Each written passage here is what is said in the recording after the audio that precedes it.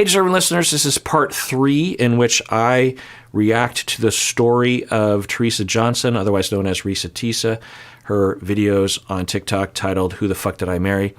I am using this as an opportunity to talk about my own clinical experiences, to perhaps expand on what's being said, and also to highlight what she is saying as a way of raising awareness about something that does happen, unfortunately. Let's review more of the data here. All right, so this is a summary that someone sent me that someone posted on Reddit. I don't know if this is accurate, but I just looked at the entirety of the TikTok series that Teresa published, and it's something on the order of 8 hours of videos. So I thought, to save time, I would read this summary that someone sent me. So I don't know if this is accurate. Also, I don't know if Teresa's story is accurate, but I thought I would go over this. And so what it looks like is that somebody spent the time and watched all of the videos and perhaps took notes during the videos and pieced together an entire timeline of the story. So I want to give a shout out to Pale Chef 4504 on Reddit for this. And let's start. So she met him in March of 2020, 2 weeks before the shutdown. They met online, talked a bit, and decided to go out. She had a blowout on the way to the date, a tire, I assume, and he helped her with her tire and paid for everything. If he does suffer from psychopathy, what was the motivation there? Was it that he cared? Because that's another misconception, is that psychopaths don't have needs of romance. They often do. They have needs of attachment, just like everybody else. They don't approach people in a way that can meet their needs because they're always scheming. They never just ask for something. So was he helpful with the tire because he was just helpful and he liked her, or was he on the take? Was he trying to con her? It could be either, but let's continue. They still went on the date, talked, and hit it off.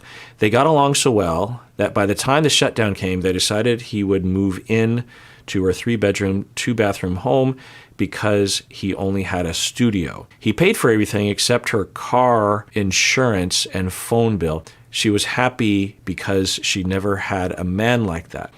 He did have an ex-wife, so Legion did disclose he had an ex-wife, or maybe it's a fact that they know. They tried to buy a house together, but it fell through.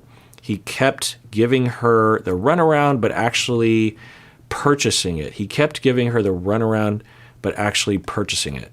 But she found out it was a lie. He never closed on the house or did any paperwork with the realtor, just giving the realtor the runaround. Okay. The Tinder swindler guy, if you watched that documentary or watched our episode, listened to our episode about it, what you would see is that there's a pattern, and that he would lead with, I have all this money, I have all this money, all this money.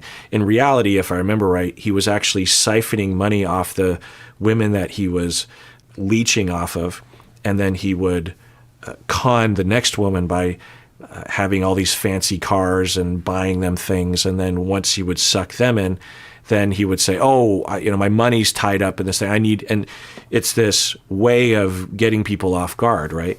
They're demonstrating, look, I'm loaded. I have so much money.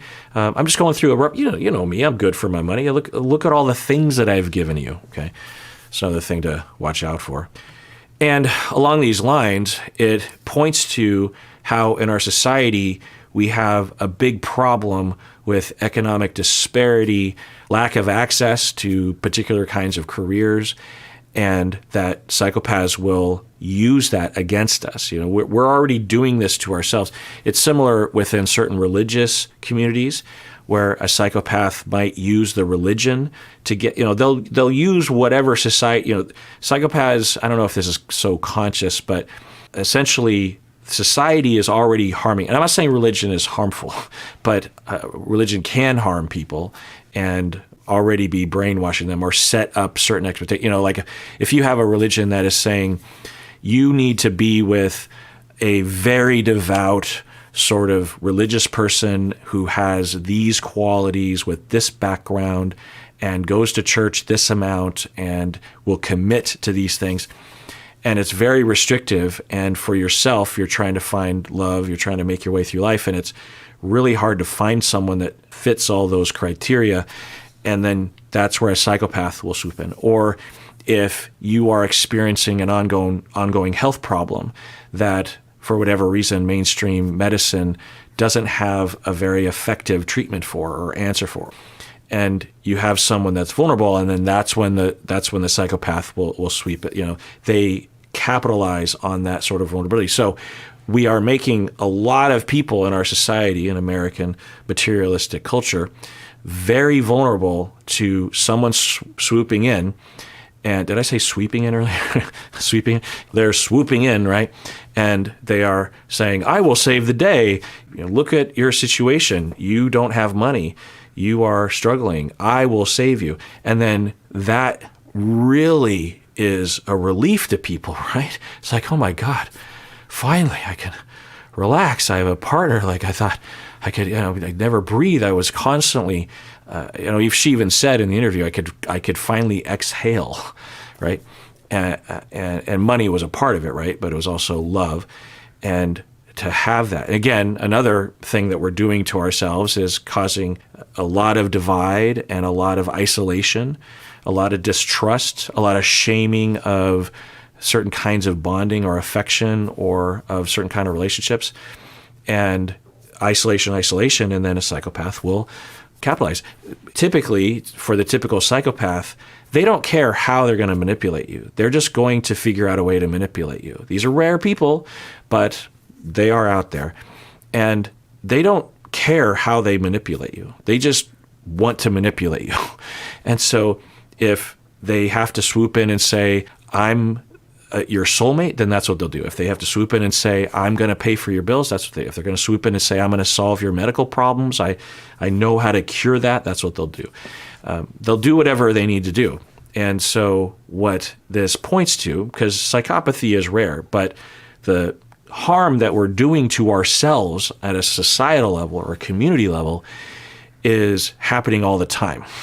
It's basically universal. You have psychopaths, or this tiny little part of the human experience. You might not ever come across someone like this, but all of us are under some umbrella of harm, sex negativity, this sort of thing. So those things are more important to work on. And if we work on those things, then psychopaths won't have something to capitalize on. It won't be as easy for them to manipulate us. Okay, so we just read that he might have a pattern of using this house purchasing process, which you could see a psychopath considering this to be an effective way, because it takes a long time. There's a long period of time before any proof of money has to be drummed up, right? You can talk about looking for houses for a while, right? Then you can look at houses online for a while. Then you get an agent and you can start going to open houses or having private tours of some of these houses. All the while, there's manipulation and exploitation and harm and getting the hooks in, right? And for the victim, it's like, it's happening. Look at all the things, because it looks the way it should be looking, right?